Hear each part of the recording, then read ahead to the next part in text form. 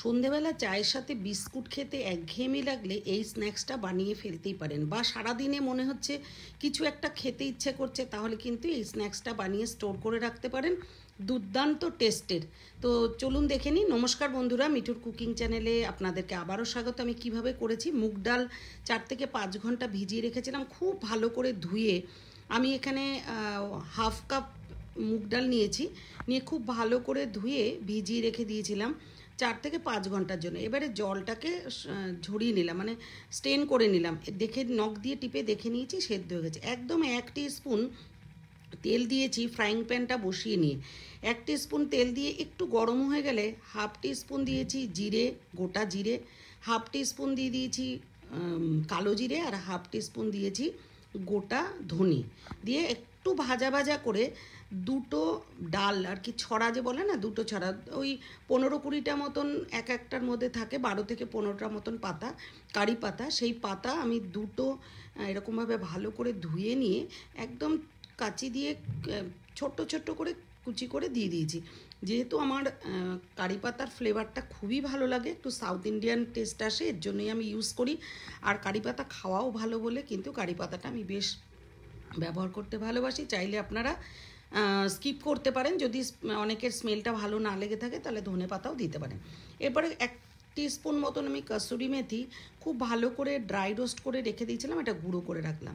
এরপরে 1 টিস্পুন দিয়ে দিলাম মানে চিলি ফ্লেক্স, আর হাফ টিস্পুন দিয়েছি লঙ্কার গুঁড়ো। দিয়ে ডালগুলো দিয়ে, মুগ ডালগুলো দিয়ে খুব ভালো করে গ্যাসটাকে লো টু মিডিয়ামে রেখে ভাজা ভাজা করে নিতে হবে। এর মধ্যে স্বাদ মতো লবণ দিয়ে দিলাম। ডালে একটু লবণ দিলে টেস্টটাও বেশ ভালো আসবে, ওই জন্য একটু বুঝেই দিতে হবে, কারণ আটা বা ময়দা যাই ইউজ করেন না কেন সেটাও ময়ান দিতে লবণ দিতে হবে। তো এরপর আমি কসুরি মেথিটাও যে ড্রাই রোস্ট করে গুঁড়ো করে রেখেছিলাম সেটাও দিয়ে দিলাম। দিয়ে এই মিনিট 3-4 ধরে কিন্তু কন্টিনিউ লো টু মিডিয়ামে রেখে এরকম ভাজা ভাজা করতে হবে। আর অবশ্যই একটু ঢাকা দিয়ে দিয়ে করবেন, তাহলে ডালটা খুব ভালোভাবে সেদ্ধ এবং ভাজা দুটোই হয়ে যাবে। খুব সুন্দর করে যখন ভাজা ভাজা হয়ে যাবে, একদম ড্রাই হয়ে যাবে, তখন কিন্তু নামিয়ে একটা বলে ঠান্ডা করতে রেখে দিতে হবে। পুরো ঠান্ডা করার পরে কিন্তু এটা ব্যবহার করতে হবে। তো আমি একটা বলে শিফট করে নিয়ে ওই এরপরে আসবো আমি মাখা, মানে আমি আটা দিয়ে করেছি, চাইলে আপনারা ময়দা দিয়েও করতে পারেন। এবারে এটা ঠান্ডা করতে দিয়ে আমি এখন একটা বোল নিয়ে নেব, নিয়ে ওর মধ্যে আটা নিয়ে নিচ্ছি। 2 কাপ মতন আটা নিয়েছি, আর হাফ কাপ সুজি নিয়েছি, ঠিক এই রেশিওটাই নিয়ে নিয়েছি। দিয়ে সরি 1/3 কাপ দিয়েছি আমি, ভুল বলা হয়েছে, কারণ সুজিটা খুব বেশি দিলে কিন্তু বেশি ভালো হবে না। তো এই জন্য 1/3 কাপ দেবেন। স্বাদ মতো লবণ, 2 থেকে 3 চামচ মতন তেল, রিফাইন্ড অয়েল দিয়েছি, আর অল্প একটু হাফ টেবিল স্পুনের মতন দিয়ে দিয়েছি জাগেরি পাউডার। আপনারা যা মিষ্টি ইউজ করেন সেটাই দেবেন। দিয়ে খুব ভালো করে সমস্ত শুকনো উপকরণ মিশিয়ে নিয়ে হাত দিয়ে যখন মুট করব, মানে মুট হয়ে যাবে, তখন বুঝতে হবে ময়ানটা কমপ্লিট। এবারে ডালটাও ঠান্ডা হয়ে গেছে, ভাজা ডালটাও দিয়ে দিলাম। দিয়ে খুব ভালো করে কিন্তু হাত দিয়ে মিশিয়ে নিতে হবে, খুব ভালো করে, মানে এটা কিন্তু একটু টাইম নিয়েই করতে হবে। তারপরে নর্মাল যে ওয়াটার, জল, রুম টেম্পারেচারে রাখা জল দিয়ে শক্ত করে একটা ডো তৈরি করতে হবে। খুব বেশি নরম না, একটু শক্ত শক্তই করতে হবে, কারণ মিনিট 5 যখন স্টে করতে রেখে দেবো, যেহেতু সুজি আছে, তখন কিন্তু খুব সুন্দরভাবে সেট হয়ে যাবে। হাতে তেল মাখিয়ে নিয়ে এটাকে সেট করতে রেখে দেবো 5 মিনিট সাইডে। এবার 5 মিনিট পর আমি কিন্তু এটা কুকি কাটার দিয়ে কেটেছি, চাইলে আপনারা গ্লাসের মুখ দিয়ে বা বাটির মুখ দিয়ে বা যে কোনো বড় ঢাকনা দিয়েও কেটে নিতে পারেন। এটা কোনো ম্যান্ডেটারি না যে কুকি কাটার দিয়ে কাটতে হবে। এরপর একটু আটার যেমন লেচি করি, তার থেকে একটু বড় বড় লেচি করে রেখে দেব।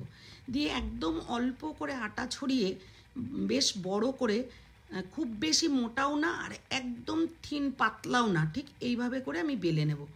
তবে একটু পাতলা করেই বেলতে হবে, খুব বেশি পাতলা না যেটাতে একদম স্কিন দেখা যায়, ওই রকম পাতলা কিন্তু নয়। তো এইভাবে করে ভালো করে বেলে নিয়ে আমি কুকি কাটারের সেট নিয়েছিলাম, অনলাইনেই অর্ডার করিয়েছিলাম, তো সেটা আমার আর কুকিজ বানানো হয়নি, তো আমি এইভাবেই স্ন্যাক্সটা বানানোর জন্য ইউজ করেছি। তো দেখতে ওই জন্য অন্য রকম হয়েছে। এইবারে দেখুন, এই আমি আরও একটুখানি পাতলা করব, খুব বেশি মোটা কিন্তু রাখা যাবে না। আবার খুব বেশি পাতলাও না। তো এইভাবে ঘুরিয়ে ঘুরিয়ে চারিপাশ ভালো করে বেলে নিতে হবে। আমার চ্যানেলটা যারা সাবস্ক্রাইব করেছেন সত্যি তাদেরকে অসংখ্য অসংখ্য আন্তরিক ধন্যবাদ এবং অনেক ভালোবাসা। আর যারা এখনও পর্যন্ত সাবস্ক্রাইব করেননি, ভিডিওটা দেখে যদি আপনাদের ভালো লেগে থাকে তাহলে অবশ্যই সাবস্ক্রাইব করে আমার পাশে থাকবেন। বেল আইকনটা প্রেস করতে ভুলবেন না, যাতে পরবর্তী ভিডিও আপলোড করার সাথে সাথে নোটিফিকেশানটা আপনাদের কাছে যায় আর আপনারা দেখতে পারেন। আর বলি লাইক এবং কমেন্ট করার কথা। আপনাদের একটা লাইক বা কেমন লেগেছে, ভালো খারাপ যে কোনো কমেন্ট, আমাদের যারা আমরা ভিডিও করি, এমনি রান্না করা কিন্তু একরকম, আর ভিডিও করতে যারা যারা ভিডিও বানায় তারাই জানে একমাত্র ভীষণই কষ্ট হয়। তো এই কষ্ট করে করা মানে এক তো স্মৃতিতে থাকবে, তারপরে যারা ধরুন এইগুলো করতে চাইছেন বা রান্না করতে খুব বেশি ভালোবাসেন না, তারাও খুব ইজি পদ্ধতিতে করতে চাইছেন, তাহলে তাদের জন্য কিন্তু এই ভিডিওগুলো বানানো। তো আপনাদের যখন একটা লাইক এবং একটা কমেন্ট পাবো, সেই কমেন্টটা খারাপই হোক কি ভালোই হোক, তখন কিন্তু আমাদের যারা আমরা ভিডিও করি তারা কিন্তু অনেক ইন্সপায়ার্ড হব, আগ্রহ বাড়বে আমাদের, যে না কেউ তো দেখছে, কারোর তো ভালো লাগছে, তাহলে ভিডিওটা করি, রান্না তো করি, ভিডিওটা করি। তো আমার কথা যদি আপনাদের ভালো লেগে থাকে তাহলে অবশ্যই কমেন্ট করবেন।